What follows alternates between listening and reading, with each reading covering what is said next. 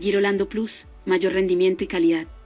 El ganado Girolando Plus es poseedor características genéticas muy deseables, destacándose en calidad y rendimiento.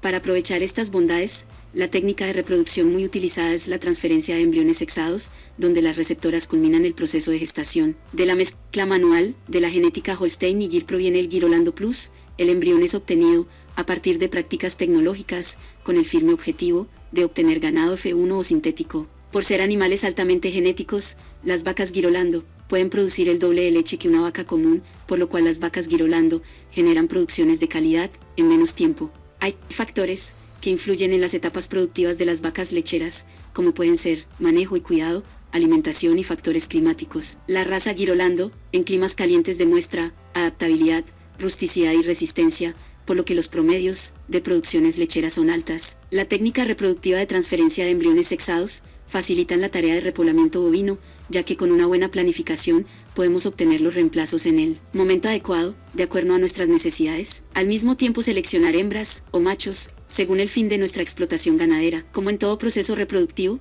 la higiene es básica para poder obtener los mejores rendimientos, ya que es un factor determinante en la efectividad de las técnicas de reproducción utilizadas. El rango de peso óptimo de teneros Girolando al momento del nacimiento es de 35 kilos. En la etapa de crecimiento, debemos proporcionar vitaminas y calcio para ayudar en el tema de composición corporal, tanto a las vacas donantes como a las vacas receptoras.